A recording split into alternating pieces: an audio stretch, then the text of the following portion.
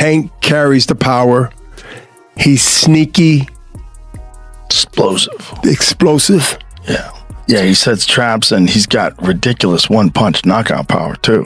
He's just such an interesting fighter because his style is so different from everybody else. He's so conservative in the early rounds, throws so few punches, and he lets you work. He lets you work and you're backing up and you're always afraid of that power, and he's just moving in, trying to find that opening where he just gets in there on you. Nah, I'm not shocked. I mean, his last fight when he fought Lamont, Jake Paul was at the fight. He told y'all he was going to fight somebody like Jake Paul. So I'm not shocked. It don't surprise me. So Joe Rogan has given Jake Paul a serious warning ahead of his fight with Gervonta Tank Davis, saying that facing a knockout artist like Tank is nothing like the opponents Paul has faced before. On his podcast, Rogan acknowledged Jake's dedication to improving his boxing, but stressed that Tank's speed, power, and fight IQ could quickly expose Paul's flaws. For Rogan, this isn't just another celebrity fight.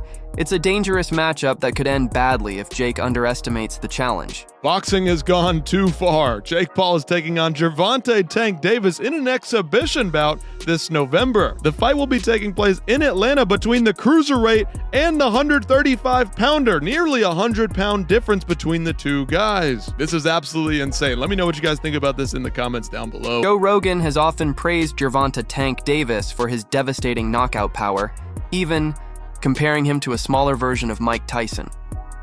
Alongside comedian Ali Sadek, Rogan broke down Davis's 7th-round knockout of Ryan Garcia, pointing out how Tank can generate massive power despite his smaller frame. Rogan noted that there's nothing particularly imposing about Davis's physical appearance, which makes his explosive strength even more surprising.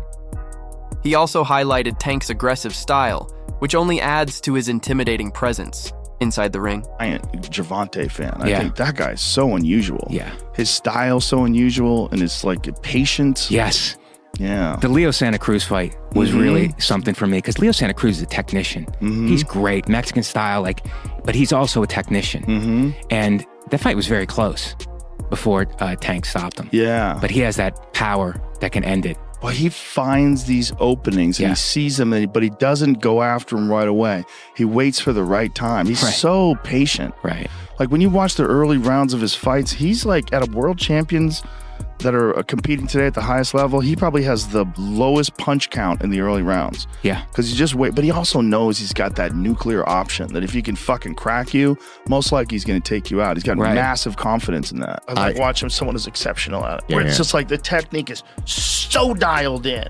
Yeah. You know, there's guys that like Gervonta Davis is like that. Their technique's so dialed in that when you watch them uncork, it's like, oh my God, the efficiency of it. And so I was just a giant fan of the guy. I just loved as a person who like really enjoyed technique. I like watching someone who's exceptional at it. Joe Rogan highlighted how fighters like Gervonta Davis have their technique so perfectly refined that watching them unleash a punch feels like pure efficiency in motion. Rogan admitted he's a huge fan of that level of technical mastery. While he doesn't believe Jake Paul is ready to face elite professional boxers like Davis, Rogan has still given Paul plenty of credit for what he's accomplished in the ring. He described Paul's ability to navigate a celebrity-driven sport as genius, acknowledging that Paul has evolved into a legitimate boxer, earning massive paydays while also showing genuine skill.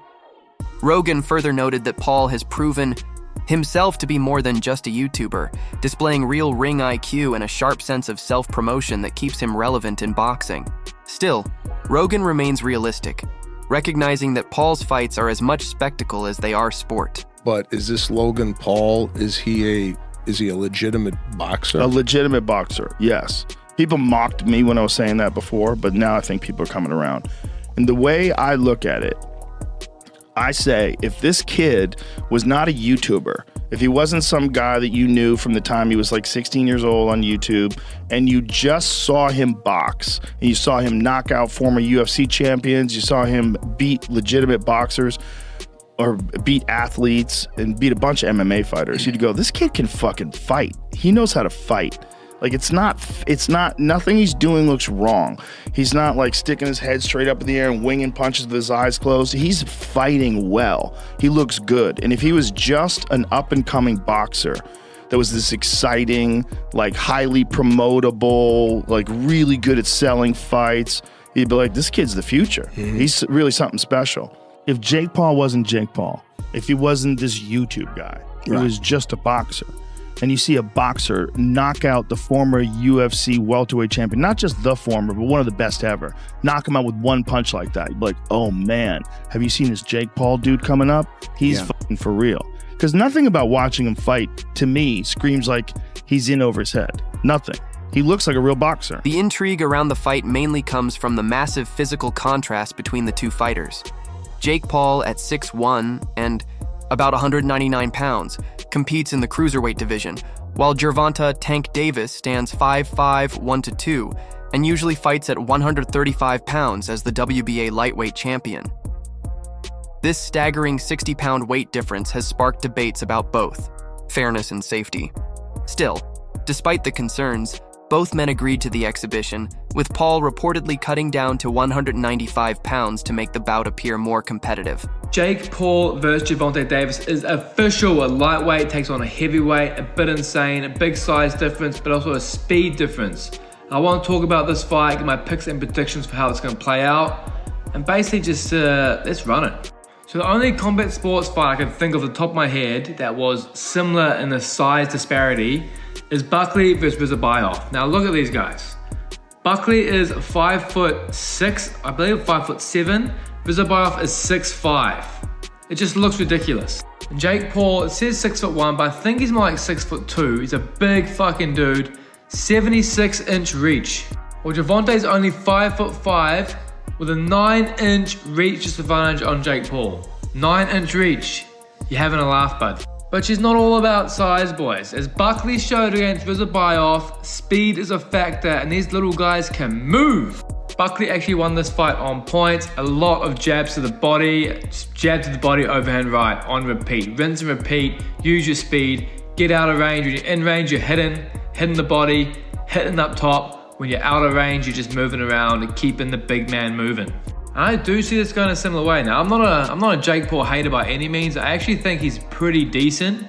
But just the size difference, I mean, he weighs almost 100 pounds more than Gervonta. I mean, he is going to be a lot slower.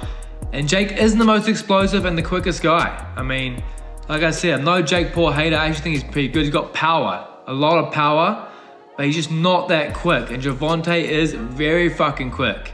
Now, there is no way in the world Gervonta Davis finishes Jake Paul. You cannot pay me enough on that pick. But Gervonta Davis on points, I think is basically signed, sealed, delivered. It's going to be jab to the body, move, jab to the body and move. And jab to the body again and move. It's all it's going to be. So if you're paying for this fight, I mean, I think it's on Netflix, so most of us should be locked and loaded. But if you're going anywhere to pay for this one, don't even bother. It's going to be boring as fuck. It's going to be Gervonta jabbing the body and Jake Paul missing overhands. That's what this fight's going to be. And it's going to be, I don't know, it's going to be 120 to 100 in favor of the little man. 5'5", 63-inch reach, Gervonta Tank Davis. For Gervonta Davis, the risk is mostly reputational. Losing to Jake Paul, a 12-1 fighter with limited professional experience, could hurt his credibility among boxing purists. Meanwhile, Paul has everything to gain. Defeating an undefeated champion would boost his exposure and legitimacy overnight. Still, critics like Ryan Garcia argue the fight feels more like a scripted wrestling event than real boxing, mocking the idea of Davis bulking up to 195 lbs as delusional. Despite the controversy, Netflix's global stream ensures huge attention, but the blueprint appears clear.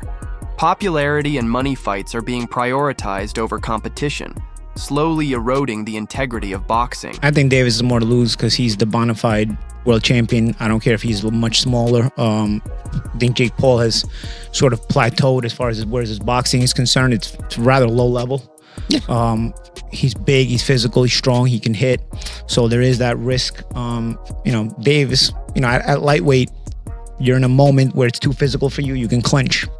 Against the heavyweight, where you clinching? You ain't getting out of that corner just clinching anymore if you run out of space. You know what I mean? So it's interesting. But Davis, listen, there's a lot of talking points that I'm sure we'll get into when this gets closer to the fight. Davis can still punch at lightweight. Can he drop a heavyweight? There's a lot to gain there, right? If Davis knocks... The answer is yes. If Davis drops Jake on his ass, as much as Davis is the one with more to lose, it's still a highlight moment. A visual that will stay forever. Yeah. But if you get dropped, even if you're smaller, you're still a world champion, multiple weight classes. If you get dropped, what's the look? What's the feel? On the inside, as boxers, me and Chris Algieri, the champ, even you, Jimmy, you have fight experience, so we know that the risk is a big guy that big hits you. You're probably going down if you're a small guy if he hits you clean. So we know the risk, but how does it look to the public eye who don't understand that? You know what I mean? The public. So there is a lot to lose, though. There's a bit to gain. I wouldn't necessarily have an issue with this had Davis's career arc been one that benefited boxing. Davis was manufactured and put into a position where he's supposed to benefit boxing, and I don't think he has. I think he's hurt boxing. So by giving him this reward, that's my problem. Why are we watching this? Why don't you make him earn his spot that he still hasn't earned, mind you? All right, so it looks like it's official that Jake Paul is going to be fighting Tank Davis.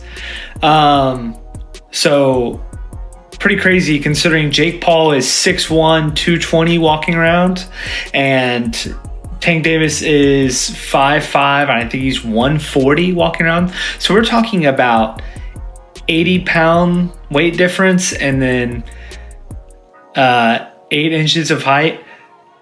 Everyone's been telling Jake Paul that he needs to fight real fighters in their prime. And Gervonta Tank Davis is in his prime and one of the best fighters out there, but this is just ridiculous.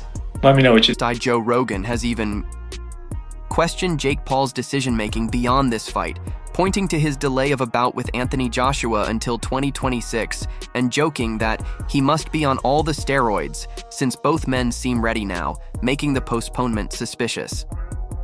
Despite Paul's size advantage, many experts still expect Gervonta Tank Davis to score a knockout, with former champion Sean Porter confidently betting on Tank's speed, ring IQ, and devastating power to overcome the weight gap.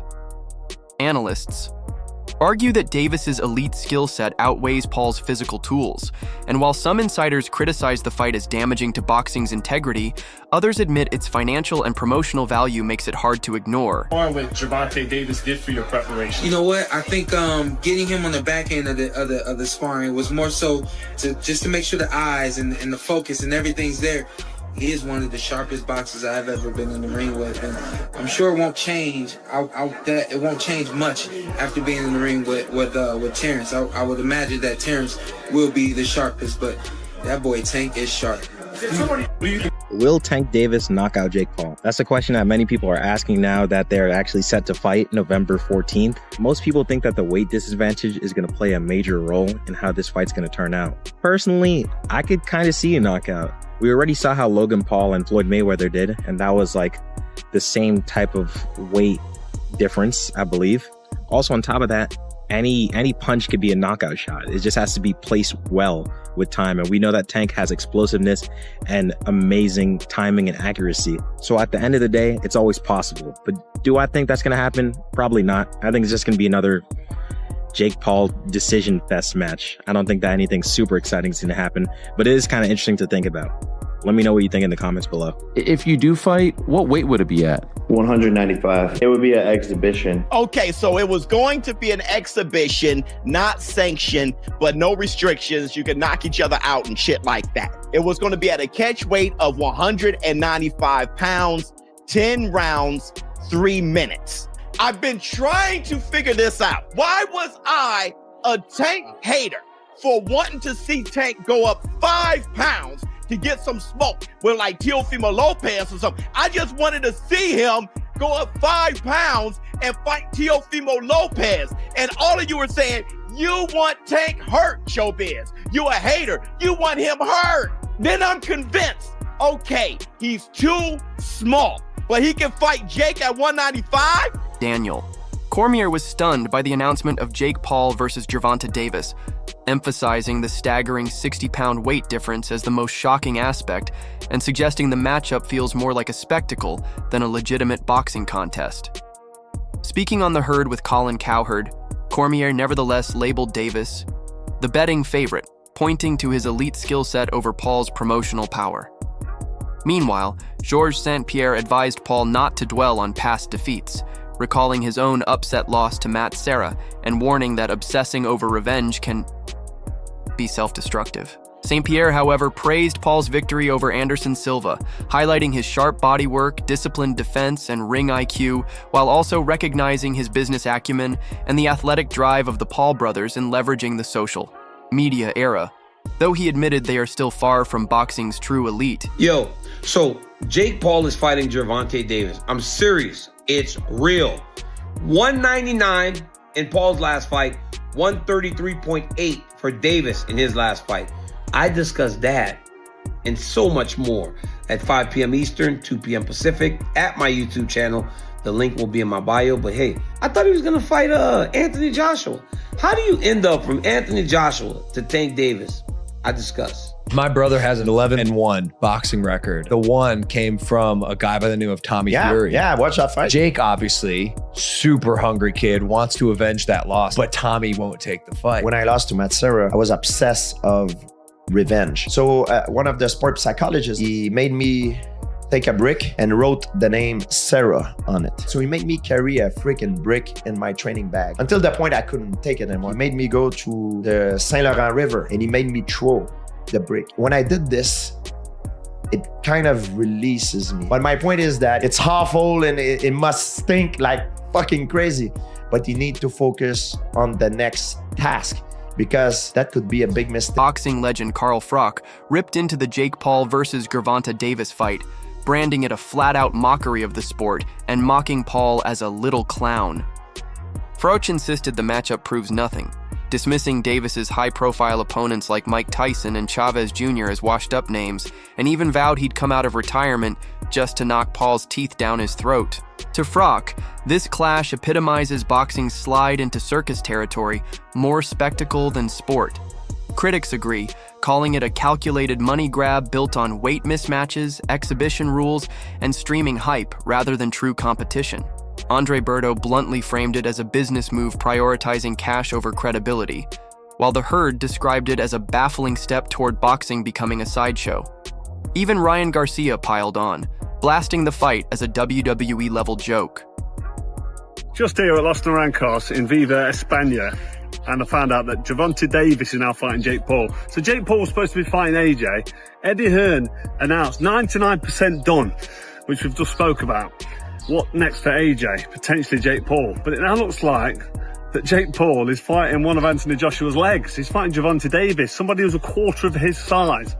I don't even know what's going on. Has Eddie Hearn been played? Let me know what you think. But the AJ fight with Jake Paul's finished. Gervonta Davis, fake Paul, November. I don't know what's going on in the world of boxing. This is an absolute joke. What next for AJ? We'll get into this, and there's so many questions I want to get into in the next episode. But I hope you enjoyed this one. And yeah, I just thought I'd give you a quick update because the news has just come in and I'm just trying to relax and play a bit of golf and I can't. I've got to get it off my chest. I'm going to add it to this video. Hope you enjoy it. Don't forget, if you haven't already, hit like, share and subscribe to the best channel in the business, Froch on Fighting, and we'll see you very soon. At first, Gervonta Davis brushed Jake Paul off as nothing more than a clown who couldn't fight and swore he wouldn't even consider a bout with him, not even for money. But over time, his stance shifted as he began to acknowledge Paul's persistence and discipline, admitting, "He's still a clown in my eyes, but I'm starting to respect it because he's not just doing it for hype." Davis conceded that while Paul's skill level isn't elite, his mental toughness is real and he's genuinely trying to carve out a place in boxing, which has earned him a measure of respect, even if Davis remains unconvinced by his overall talent. How about Jake? What do you think of Jake? Clown. He's a clown. I know that Jake can't fight. He can't fight. So would you look at it as a joke if your team was like, yo, we want you to fight Jake Paul? Would you be like, come on, man? I laugh at him. You want me to fight him? At first, I didn't like how Jake Paul was coming because of how he was making it look. But now that I see that, I feel as though he's still a clown because that's his personality. I'm starting to respect it because he's not doing it like for the hype. He was really like trying to be a boxer. I think that he's decent. Yeah. Like he's good. I mean, he's not good, but he's going that way. Is he better than you thought he'd be? Yeah. Gotta be mentally tough. to be able to box. So that's why I don't take that away from some fighters or some people that want to jump into the sport. So just show how tough you are. That's how it should be. What's your take on Jake Paul stepping into the ring with Gervonta Tank Davis despite the massive weight gap between the two? Is this a bold move or a complete mismatch? Share your thoughts in the comments below.